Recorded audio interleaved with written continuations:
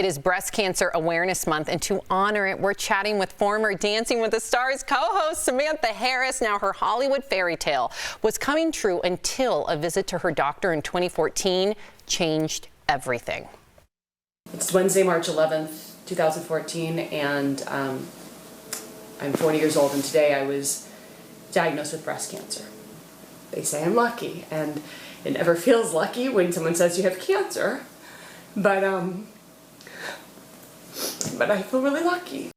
Oh my gosh. Sam, please welcome to the show our friend Samantha Harris. Hello. Wow. I have not watched that, by the way, in a really long time, so thanks for making me cry right away. Oh my Appreciate that. It's so good to see you guys. It is so good to see you. We miss you. We follow you. Now, you're coming up on 8 years cancer-free. You got your breast cancer pink on.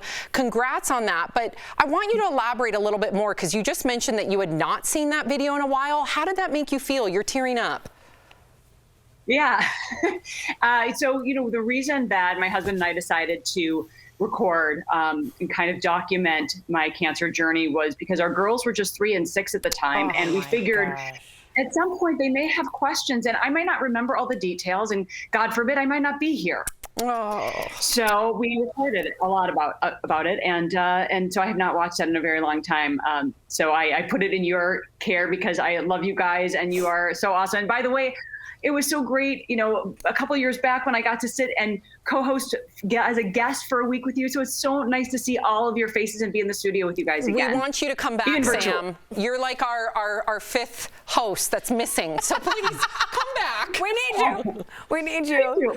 You guys are way too much fun. I've been laughing, by the way, a ton while I've been watching the show off camera, waiting for Well, we want to know, bringing lots of laughter and tears. I have to know all about your peanut butter and jelly ratio as well, but I do want to ask you this. First of all, filming because you might not be there, man, that touched all of us, so I'm so glad you're here. You are a certified health coach now, and you post some pretty amazing exercise videos. I want our audience to take a look, so take a look at this clip.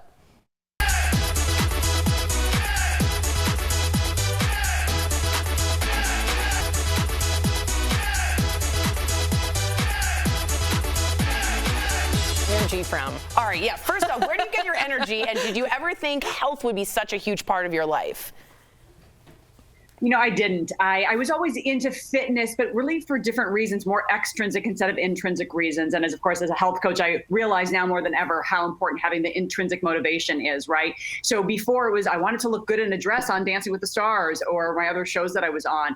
I wanted to, of course, have energy, but really I wanted to look good. And that is not something that's going to take you through life. And now the motivation comes from my girls are 10 and a half and just turned 14. And I want to be here for a very long time. I want to hold my grandkids and run and chase them and have the energy to be able to do that. My dad, who died at 50. Wow. Sam, we miss you. Anytime you want to come in and fill in for Tori, please. It's encouraged. It's encouraged to come out and see. Stop it. Tell your question. No, I had to light it up. That video made me tear up a little bit too. But what are some things, Sam, that our viewers can do right now to reduce their risk of cancer? Well, I'm glad you asked, because there are so many things. A lot of us sit here and think, well, my mom had cancer, so I'll get it. My dad had diabetes, so I'll get that. And we kind of throw up our hands and think it's out of our control. But we have so much more control in our wellness than we realize. So some of the things we can do right now to try to reduce your risk of breast cancer, or if you already had breast cancer, to reduce a recurrence.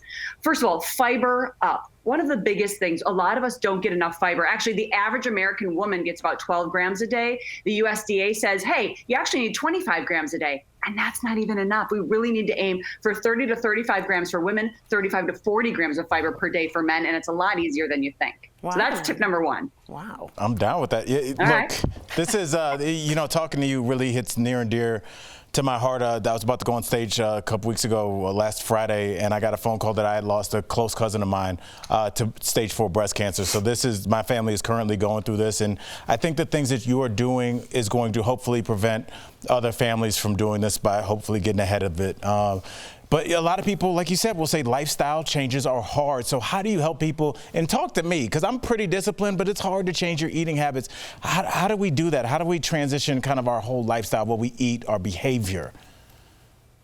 Well, I think the first thing is, don't think you have to do it overnight, right? It's really about small, manageable steps. So when you are making a change, so let's say your food, for instance, don't think about what you can't eat, but think about what you can. So if you flip your plate and try to fill it half full of veggies at every meal, that's a really big start.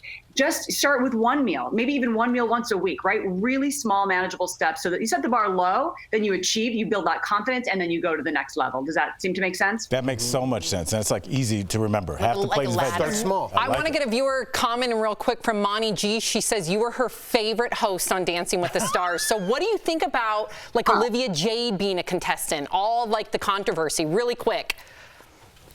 You know what? I think that the show has to reinvent itself over and over. What, 30th season, right? And they need to constantly reinvent themselves, bringing Tyra in, changing the show, bringing influencers in, and those obviously who have had a lot of controversy. So it's all they need is for people to talk about them, and we are.